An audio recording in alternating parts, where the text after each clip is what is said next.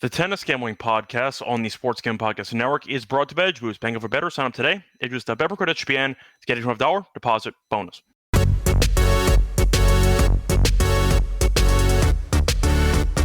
And welcome, everybody, to the Tennis Gambling Podcast here on the Sports Gambling Podcast Network. It is currently Saturday night, May 31st, around 7 p.m. Eastern Time. I'm Russo with Scott Reichel, once again going solo for this pod. Time to get into the preview of the round of 16 in the French Open. We're going to break down those matches in a little bit. For that, though, I want to recap what happened in the round of 32, and we'll get into the recap of the lock and dog picks as well. Starting off with the lock and dog picks, overall a pretty good episode for us, not great.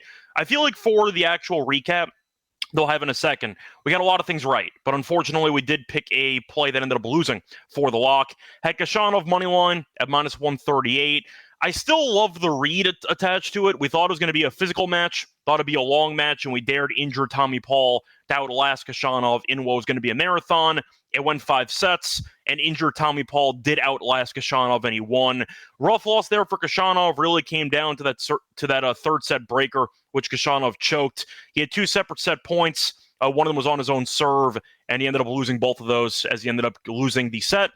Won the fourth, went down immediately in the fifth, and it was all she wrote. So Khachanov had a pretty golden opportunity to beat an injured Tommy Paul in a 5-set marathon, and he fell apart in the 5th set. So either way, did not work out there, picked up a loss. For the dog, though, nice, easy win. We had Papirin to win the first set and the match at plus 130. Never in doubt, beat Borges in straight sets. Couple competitive tiebreaks, though. Papirin did find a way to get the job done after choking away a break lead twice in the second set. Then he held on to win the breaker, 13-11 in that breaker. Then he also won the third set in a breaker. So once again, a decent episode for us. I'm annoyed that Khachanov ruined the actual sweep for us because we did pick a marathon match. Thought that Paul's body would deteriorate over the course of the matchup, and it did, but apparently not enough because Khachanov still found a way to blow the match. So picked up a split there. Look for a sweep here in the round 16.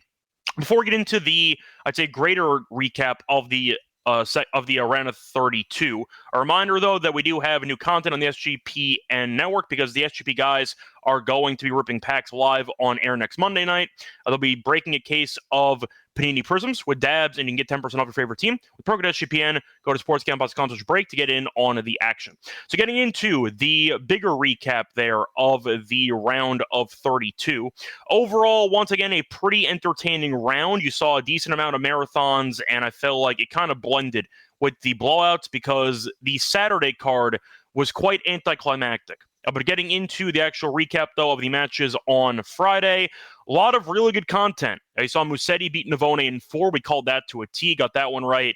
Paul beat Khachanov in a 5-set marathon.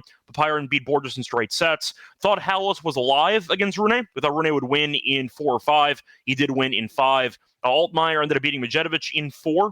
So that was definitely a matchup that was kind of interesting early, but then it felt like Medjedovic was always a step behind over the course of the matchup, as Altmaier got the job done there in 4. Shelton beat Gigante handily in straight sets. So Gigante beat Tsitsipas, made a good run. Then Shelton, off of the walkover against Gaston, looked great. He beat him in straight sets. Tiafoe beat Korda, and we did like the under in that one that got there, as Tiafoe did win in straight sets. And Alcaraz beat DeZumer, but did drop a set. He was actually down a break in the 4th set as well. Then remembered, I'm Alcaraz, and he just immediately blew out DeZumer again. But either way, nice job by DeZumer for making it competitive when it looked like it was going to be a rout, as Alcaraz won the first 2 sets 6-1, 6-3. But DeZumer fought, won a set, was up a break in the 4th, and then Alcaraz flipped the switch again and ended up winning in 4. Still a pretty fun overall card on Friday. You only had 3 matches, ended in straight sets, a couple of 5-setters in there, and it was definitely full of drama, which was nice to see. For the matchups on Saturday, not so much. You had a crazy match early in the day as you had Griekspoor beating Quinn as he was down 2-1, came back and won in 5. So nice job by Griekspoor to survive the initial adversity and to get the job done there in 5. Then you had a bunch of absolute chalk. So you had Sinner beating Leheshka, only dropping 3 games in the entire match. Damn, Leheshka got killed. 6-0, 6-1, 6-2. Yeah, it took about an hour and 30. Sinner was just on another level, and you ended up seeing Leheshka get destroyed. So nice win there for Sinner. Saw Rublev win the walkover, as Fees ended up suffering a stress fracture in his back. He'll be out for, I think it's 4 to 6 weeks. So he's probably going to miss Wimbledon. We'll see.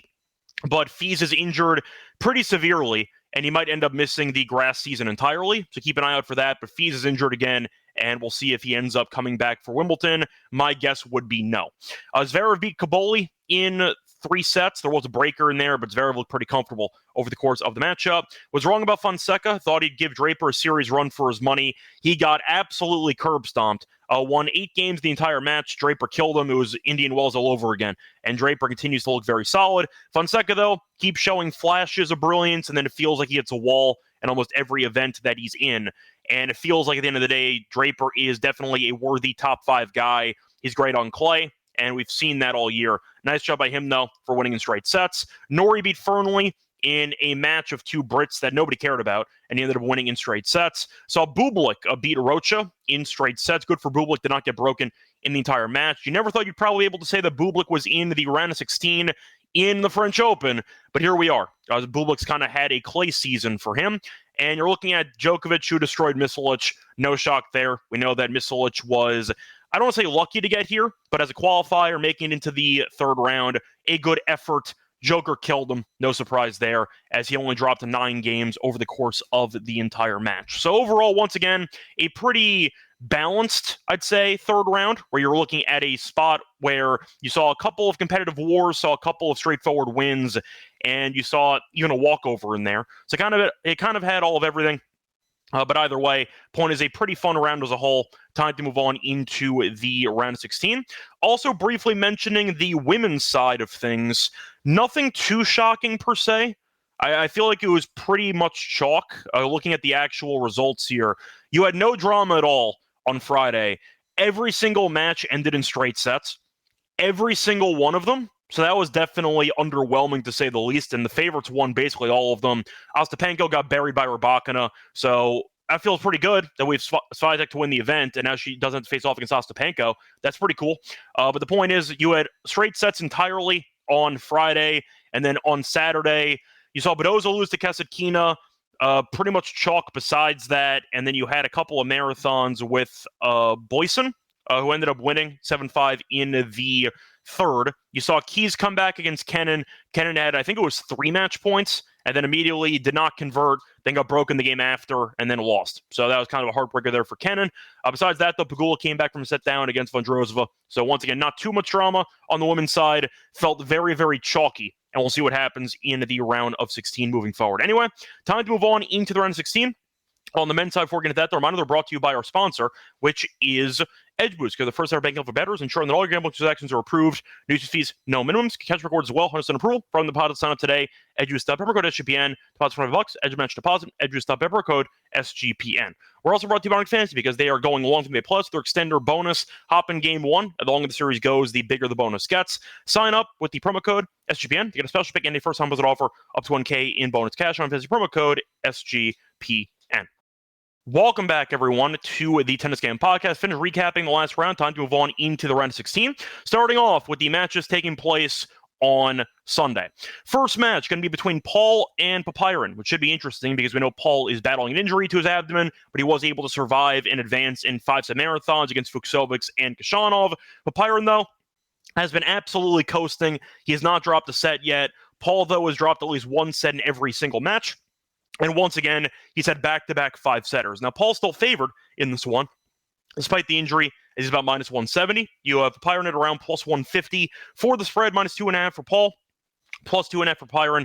The over-unders at 40.5. For the set spread, you have Paul minus 1.5 sets at plus 117.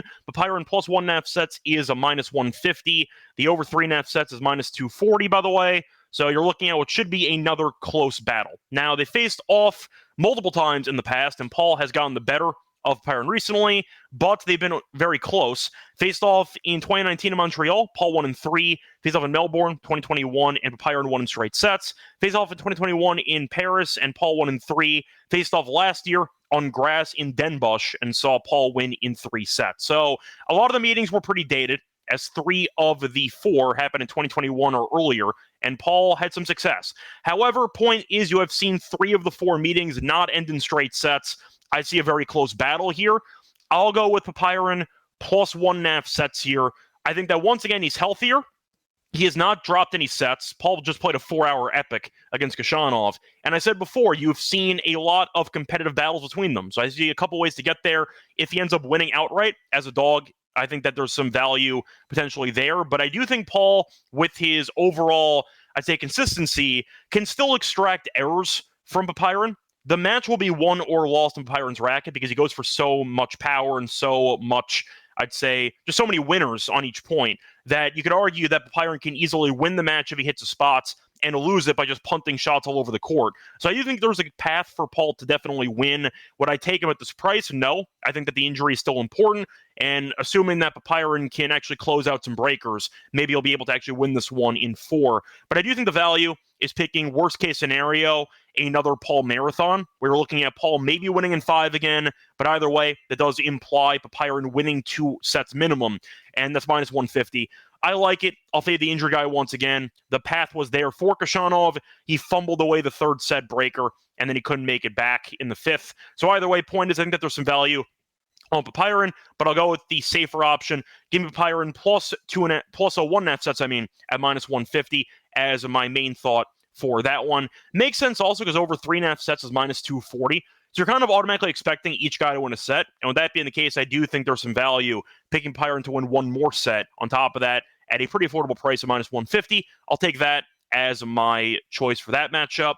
Moving on to the next match. Going to look at the matchup between Shelton and Alcaraz. And Alcaraz has been winning. Has not been very good, though. At least based on dominance. He has dropped a set in 2 straight matches. Dropped a set to Morozin and dropped a set to the Zoomer. As for Shelton, he's had a pretty interesting road. Had a 5-set marathon against Sonego in the first round. Then had a walkover in the second round against Gaston. Then beat Gigante in the 3rd round. So he's beaten 2 Italians. And one was a qualifier that nobody thought would get that far. So definitely a favorable draw for Shelton. As for Alcaraz, though, he's played nobody. Beat Zeppieri, beat Morozin, and beat De Zoomer. So once again, I know Morozin and De Zoomer can be somewhat tricky on clay, but nobody substantial in Alcaraz's path. And he's still dropped the set in 2 straight matches. Alcaraz, though, is minus 2,000. You have Shelton at plus 1,000, give or take. You have minus 7.5 games for Alcaraz, plus 7.5 for Shelton. The over-unders at around 31.5. For the set spread, you have Alcaraz in straight sets at minus 175. Shelton to win ace sets, plus 136. And the over-under for sets, the over 3.5 sets, is plus 145. Now, the head-to-head history has been lopsided. Faced off 2 times, and you saw Alcaraz win both. Those were on hard courts. Faced off last year in the Laver Cup, Alcaraz won 6-4, 6-4. Faced off in Toronto, 2023, Alcaraz did win 6-3, 7-6. So we've seen a competitive set or so. The point is Alcaraz has been winning every set between them. So the question is, do I think that Shelton will be able to win a set? Maybe. I'll put it that way. I do think Alcaraz has left the door open for other players to sneak in and steal a set. Alcaraz is going to win. I'm not telling you that Shelton is a dog that has some value. I don't see it. I'd argue the Alcaraz team total over 19 at minus 125 has some interest. If he wins in straight sets and you get a breaker out of it, you get a push minimum, and there's a chance it goes 4. So that is a possibility too. I don't mind the Alcaraz team total over. It's tough to find value when you have a guy minus 2,000 as a favorite. But I think Shelton can find ways to potentially, once again, make one set extremely competitive and to maybe even win it. And I do think that Shelton will eventually lose, but I think that Alcaraz has not been playing great tennis so far in the event. He's been winning, which is enough for him. But I can see Shelton making one set competitive minimum, maybe stealing one like De Zoomer and Morozin did. Give me the team total over for Alcaraz at 19 and give me the potential, I don't want to say the over 3.5 sets at plus 143, but I can understand the argument for it. I'm not going to take that, though. Just give me the Alcaraz team total over instead at 19 flat at minus 125. Moving on to the matchup between Tiafoe and Altmaier. So this one, Tiafoe's decent favorite. He's about minus 185. You have Altmaier plus 160. For the spread, minus 3.5 for minus 3.5 for Tiafoe, plus 3.5 for Altmaier. The over-unders at 38.5 games. For the set spread, you have Tiafoe minus 1.5 sets at a minus 105. You have Altmaier plus 1.5 sets at minus 125. The over 3.5 sets is a plus 170.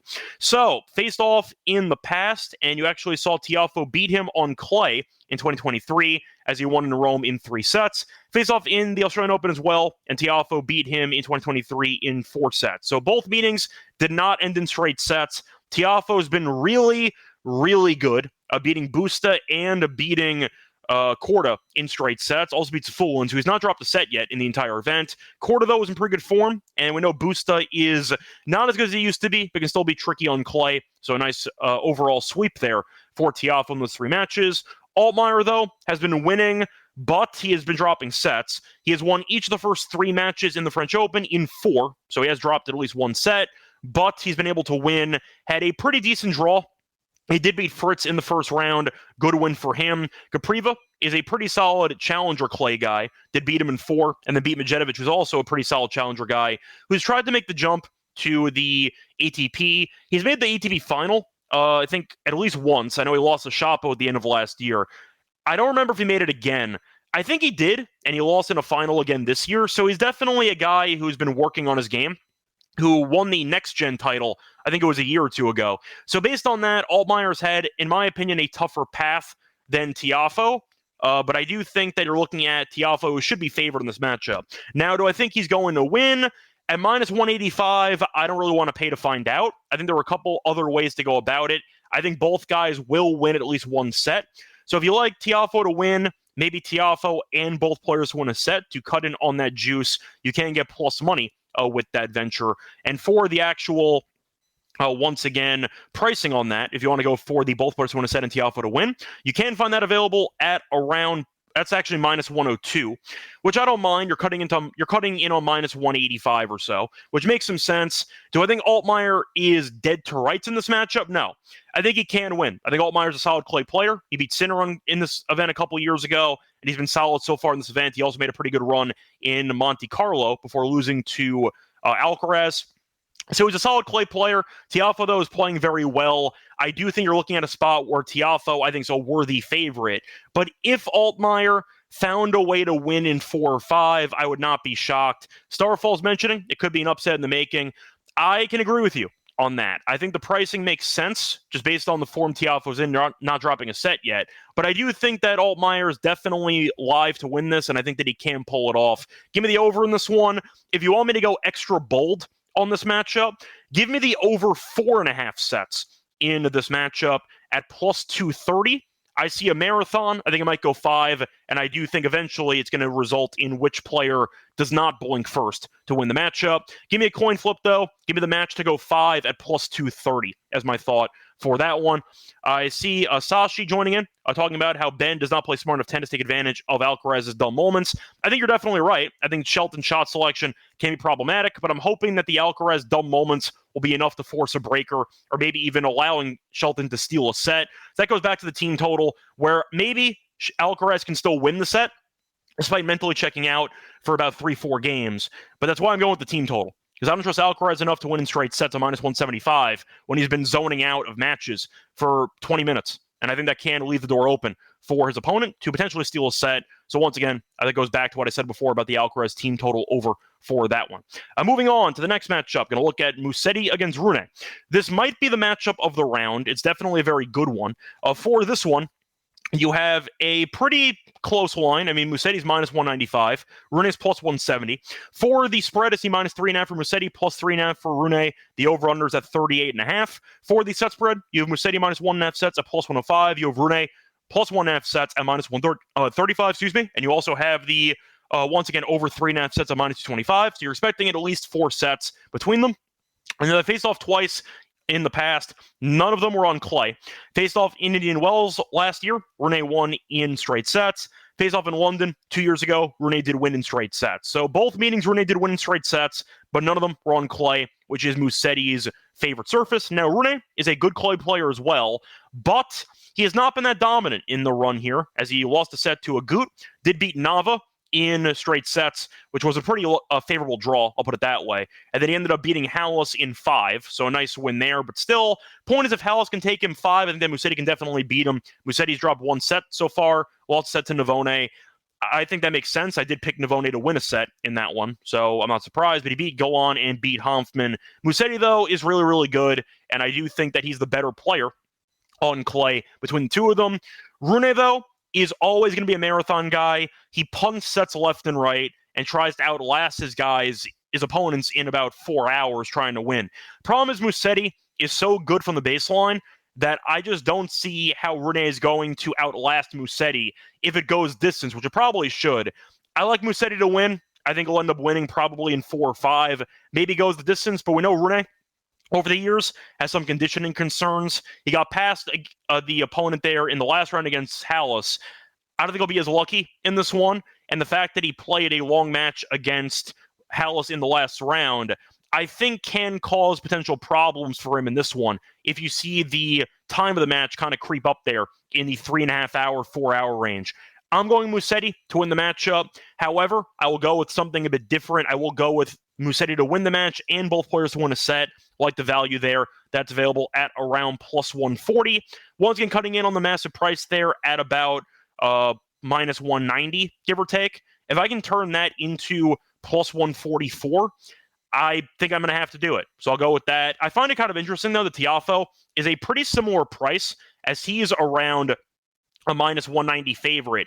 But him to win and Altmaier to also win a set is minus 102, and this is plus 144. I find that kind of weird, but I like the value, so I'll go with that as my main choice for this one. Moving on to the next matchup. Going to go to the matchups taking place on Monday. So for this one, I'm going to look at the matchup between Bublik and Draper.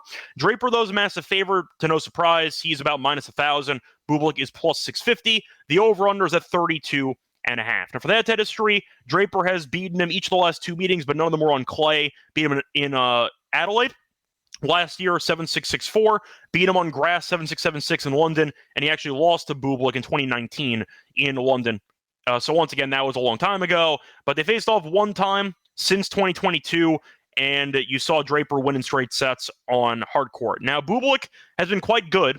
Did end up winning in straight sets against Duckworth, beat Dimenauer in 5, and ended up beating Rocha in straight sets. Supposed to be Mensik. Got a very nice deal out of it because Mensik choked away a 2-set lead as a minus 2,000 favorite. So Bublik got a qualifier in the third round, and he dominated. As for Draper, he has been amazing. Beat Bellucci in the first round, did drop the first set. Beat Monfils in the second round, did drop the second set. Should have dropped the fourth set too. Monfils ran out of gas. He was up 5-2 in that fourth set before losing the final 5 games. And then he killed Fonseca, only dropping 8 games in the third round. So the question is, based on the pricing, do I think Bublik can at least win a set? I think the answer is yes. I'm not saying that he's going to, but I do think for his serve, he definitely can find a way to maybe steal a breaker, for example, and to find a way to win it. For the value, though, I don't really see any value on Draper. It would either be straight sets for Draper or Bublik to win a set. That's all you're looking at for the sake of this matchup. Now, I think for the sake of this one, though, I'll go with the over 3.5 sets at even money. I'll give Bublik the benefit of the doubt. We've seen Draper drop some sets. Yes, he was amazing against Fonseca, but I do think Draper has some momentary lapses, and I think that Bublik's serve can be very dangerous to zone out on, and I think that Draper's serve can be had a couple of times by Bublik. Give me Bublik to win a set. I'll pick Draper in 4, but give me the over 3.5 sets at even money as my main thought for that one. Moving on to the next matchup. You have Zverev against Griekspoor. A lot of history in the head-to-head. You're looking at Zverev, who's currently up 5-2 in the head-to-head, 7-2 in the head-to-head. But we saw Griekspoor and Zverev a couple of marathons this year, faced off in Munich on clay, and you ended up seeing Zverev win in 3. Faced off in Indian Wells this year as well, and Griekspoor did win in 3. Faced off in the French Open, last year, and Griekspoor choked away a golden opportunity. He was up a double break in the 5th set, blew it, and then Zverev eventually did come back, won a super breaker, and then eventually did win every match except the final. So that was definitely the scare that Zverev had early before making it all the way to the final against Alcaraz. So point is, we've seen a bunch of competitive matchups, and the question is, will Zverev look sharp again here in Roland Garros? I think the answer is going to be yes. Look at the actual pricing of 4 of these guys. Zverev, of course, a massive favorite. He's about minus 770. You have Griekspoor plus 540. For the spread, minus 5.5 for Zverev. You have plus 5.5 for Griekspoor, and the over-unders at 35.5 games. And for the path so far, Griekspoor has been looking fine, not amazing. He has dropped at least 1 set in every round. He ended up beating Giron in 4, beat Diallo in 4. Supposed to be Cerundolo, got a nice draw out of it, and then faced off against Quinn.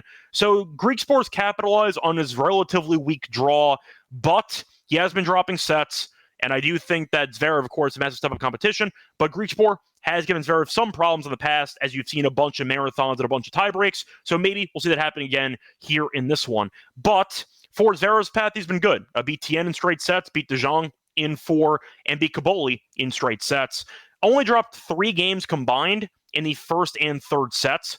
So Zverev has been solid in the event. Greek Sport has been surviving against pretty weak competition, and I do think Greek Sport is going to struggle. Now, the counterpoint is Zverev is still a head case who can easily punt the set in a breaker, or maybe he ends up double faulting away a break point. Who knows? I think Zverev wins, obviously, at minus 700. The question is, do I see much value on picking Greek Sport to win a set, or do I think that you're looking at Zverev who should coast? I think for this one, I will give Greek Sport the benefit of the doubt. We've seen him play well against Zverev in the past. The over 3.5 sets is minus 120. I can get behind that.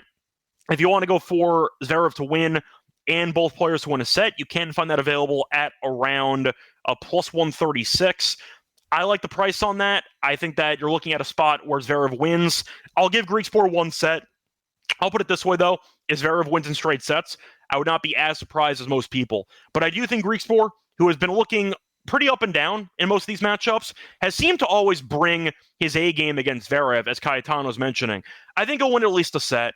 I think Zverev wins, though. Give me Zverev to win the match and both players to win a set at plus 136 as my main thought for that one. Moving on to Djokovic against Norrie. Massive favorite here. Joker's minus 900. Norrie's plus 550. Rematch of Geneva in the semis, as Joker did win in 3, and you ended up seeing him really look sharp at the end of that Geneva run, and then ended up carrying it over into the French Open. Beat McDonald, beat Moutet, and beat Misolic all in straight sets. As for Norrie, had a marathon against Medvedev where he was down 5-2, or it was 5-3.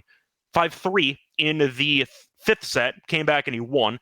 Ended up beating Gomez in straight sets and beat Fernley in straight sets. So not the toughest competition over the last 2 rounds for Norrie. Not his problem, though. Beat Medvedev, all that matters. But you're looking at Joker, who has been incredible against Norrie in the past. He's never lost to Norrie. He's only dropped 2 sets against Norrie in their meetings. However, one of them was, of course, about a week and a half ago.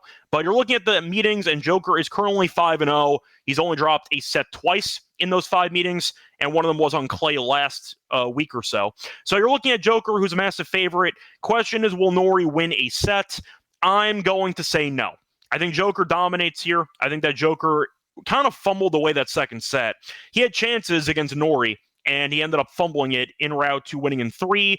But Joker, for reference, did have a looking at the actual numbers here. He actually got broken pretty early on in that second set, so it seemed like he kind of zoned out for a little bit. Had an opportunity, though, in the tiebreak anyway. So he got broken early, then broke back while Norrie was serving out for the set, and then he did have a match point and did not convert. So the point is, Joker was 1 point away from another straight set win against Norrie, and I see that happening again here. The issue is with the court speeds. Norrie is just not going to serve well enough, in my opinion, for Joker to just be, I'd say, on the back foot in the return game. Geneva did play pretty fast, which is why we saw Hurkacz make a deep run to the final, and why he was basically 1 hold away from making the title run that nobody expected. The courts here are slower, and I do think it's going to work to Joker's advantage. Give me Joker in a competitive straight set win.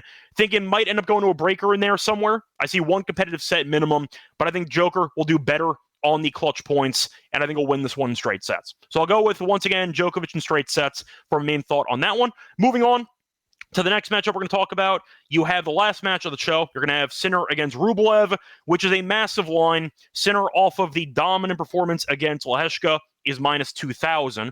I see minus 3,000 in some spots. Rublev, though, is plus 1,200 off of the bye because fees ended up withdrawn from the event. Sinner, though, is minus 8.5. Rublev is plus 8.5. The over-under is at 30.5. Now, they faced off a couple of times before, and Rublev has been competitive in these matchups. Now, Sinner has won, just going through the numbers here, he's won 4 of the last 5, but I'll point out that each of the last 2 meetings did not end in straight sets, and they faced off in the Australian Open last year, and Rublev had multiple chances to actually win a set, fumbled them all, and Sinner eventually did win in straight sets. But there was a set for the taking for Rublev in that one as well, and he did not convert. Faced off a couple of times, though, on clay. Faced off in the French Open 2022. Sinner did get injured and had to quit. Faced off Monte Carlo 2022, and Sinner did win in 3. Barcelona 2021, and Sinner won in straight sets. So look at the path of both players. Sinner has been amazing. Beat Rinderknech, beat Gasquet, and beat Lehechka, all in straight sets. Rublev had a 4-setter against Lloyd Harris, beat Walton in 2 breakers and a 6-1, and then had a walkover in the third round. The question is, how the hell do you bet this? Because Sinner's minus 3,000, and you got to either pick Rublev to keep it close, which means you're fading what's probably the number 1 player in the world, or you're backing Sinner to look great again against the guy who's been pretty good against him, at least making it competitive in the past. I think Sinner wins in straight sets. The question is, do I think you're looking at a spot where Rublev can win a set or maybe force a breaker? I don't know, to be honest. I think Sinner's too good. Rublev really did not look great in the first 2 rounds. I know Walton ended up beating Marter in the first round in 5 sets. He's still not a clay guy at all, and Rublev had 2 separate tiebreaks against him. I have not been too impressed by Rublev's form so far in this event. I think Sinner kills him. I think he wins comfortably. 6 threes, maybe, throughout. Like, I see a pretty lopsided scoreline. I might consider the under. Like, I don't really know here. I see Sashi mentioning that the last time Sinner dominated somebody, he struggled against Alcaraz. Then again, it's Alcaraz. Like, I feel like Alcaraz is the one guy that actually beat him. And you're looking at a spot where Rublev, I just don't think is reliable enough. I feel like if Sinner is able to play nearly as well as he did today, he's able to showcase the consistency on both wings. The serve is good, hits all his spots. Rublev might have a mental breakdown.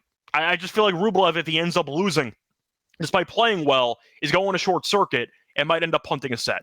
I can see that. I think Rublev ends up imploding. The problem is, where's the value? I guess it's on the under at 30.5 games. I guess.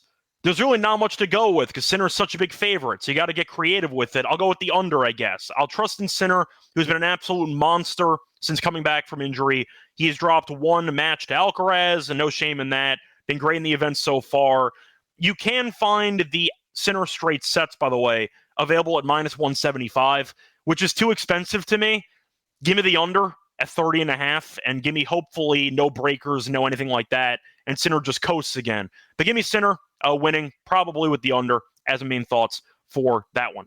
Anyway, time to move on into the lock and dog picks for the show. If we're going to do that, the reminder, they're brought to you by our sponsor, which is pulling it up right now. Let's see if we changed the sponsors. We did not. It's Rhythm, because our job at SGPN is to help you find the best picks, and we've got a new tool to help you do that because you've heard us talk about Rhythm before. They just dropped a new feature called Power Trends. They are AI-detected patterns where Rhythm models have consistently won, and they give you high ROI. And a reminder, you can also use the Power Trends because they're updated every day. Exclusive to Rhythm, no touts, no noise, just clean, data-backed bets. Download the Rhythm app.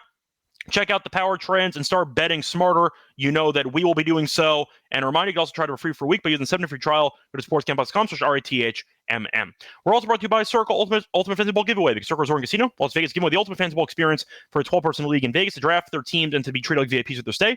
We're going to get a 2-night stay at Circle Resort for the entire league. Hold your draft at Cabana. Stay to swim with a 5K food and beverage credit. Limo transportation as well, to from the airport. But there's much more in the package as well. Contest from May 5th to June 30th. When you sign up for your entry into the contest, make sure to go to sportsgambling.com/circa. That's sportsgambling.com/CIRCA. We're also brought to you by MyBookie.ag, because MyBookie is placed on every sport. They have the playoffs, they have the NHL playoffs, they have baseball as well, they have UFC, they have tennis, you name it. They're available in a ton of locations as well. Use crypto. But as payouts, these deposits when you sign up, though, for your new account. Use the promo code SGPN to get a one contest match up to 1K. Terms and conditions with MyBookie.ag, promo code SGPN. Welcome back, everyone, to the Tennis Game Podcast. Finished going through the preview of the round of 16 in the French Open. Time to move on into the lock and dog picks. Now, the lock actually was pretty tricky because I did find something, but I do want to consider pivoting, actually, because I found something I might like a bit more. Just want to quickly see what the price is for this. It's a good price. You know what? I think I'm going to pivot, actually. I think I'm going to do it. Initially, my lock was going to be Griekspoor and Zverev tiebreak at minus 127. But you know what? I'm not feeling it that much. I think Greek Spore's been underwhelming so far in the event. I think he might win a set, but Greek Spore has not been going to as many breakers as I was kind of hoping for in the event so far. At least I think that Greek Spore can be had pretty easily, at least based on his form here in this event. I think I'm going to pass on that, actually. I thought about it. The head-to-head supports it, so if you want to take that on your own, you can. But I don't know. Greek Sport just has not looked that great so far in the event. And I do think that Zverev might actually beat him, or you might see a couple of straightforward sets. So I'm going to pivot instead. Instead, I'm going to go with Papyron, plus 1.5 sets at minus 143. And I think that's a good price in general. It's a last-second pivot. Hopefully, it works out to our benefit. But I do think it's a great price when you look at the head-to-head history, because you've had a bunch of competitive meetings. As you've seen, the head-to-head history feature Paul winning, but they've been going distance. They faced off 4 times. 3 of the 4 did not end in straight sets. So I do like the fact that 3 of the 4 head-to-head meetings did not end in straight sets, which tells me that you might see Papyron have some success in this matchup. So I do like that, I'd say, component of the actual breakdown. And I think that could definitely be a reason why I think Papyron could win the match outright, or maybe even lose in 5. But I think you're looking at a spot where the head-to-head history does support the idea that you're looking at what could be a marathon, and I do think that can definitely be possible. But I think you're looking at, once again, Paul has been injured. He's gone to 5 sets, back-to-back rounds. The abdomen issue caught up to him in the later stages of that 4th, 5th set there against Khachanov. He held on to win. But the fact is, Paul's been dropping sets left and right. He's dropped at least 1 set in every single match here. Papyron, though, has been coasting. He's won every match in straight sets. And I do think that you're looking at the rest advantage, the fitness advantage. There is some boxes that are checked in favor of Papyron. And Paul might end up, once again, winning a marathon. I see it being very close. The over 3.5 sets was around, what was it, like minus 240, I think. So you're looking at what should be at least 4 sets. Give me Papyron to win at least 2 sets here at minus 143 as my lock. I am going to pivot. I thought about going for the breaker again with Zverev and Greek Spore. But minus 127 for a breaker on clay is just not a good enough price for me. So I'll pass on that instead. Give me Papyron to beat up on, or at least to perform well against an injured opponent. Give me the plus 1.5 sets to minus 143 as my lock. For my dog, I'm going to go to the matchup between Musetti and Rune. Give me Musetti to win and both players to win a set at plus 144. Musetti's minus 205 on the money line, and Rune is minus 370 to win a set. It's expected to go at least 4. I find it weird, once again, the Tiafoe to beat Altmaier at about the same price, and it to go 4 or 5 sets is minus 102. But for Musetti, it's plus 144. I think it's a great price. You're looking at Rune, who's been dropping sets constantly. He's lost at least 1 set in 5 of the last 6 matches, and Musetti has been looking very sharp on clay all year. Former bronze medal winner on these exact courts in the French Open. If you win a bronze medal in Paris and the Olympics, I know you're definitely better than your opponent, unless you're against Alcaraz, for example, on the courts here. I think Rune will win a set, kind of like what Navone did. I think Musetti eventually wears him down, and Rune, I think fitness-wise, will start to deteriorate as the match goes along. But I like the value, taking a minus 205 favorite and turning him into plus 144. I'll go with that as my dog for the show. So once again, the plays here for the walking dog, the lock's going to be in Papyron as a last-second audible, plus 1.5 sets at minus 143 against Paul. For the dog, give me Musetti to win, and both players win a set at plus 144. Let's go wrap it up for the show. We're back once again for the breakdown of the quarterfinals on the men's side in about a day or two. Till next time, I'm on Twitter, Reichel Radio. Good luck to all of you and all of your bets. Bye, everyone.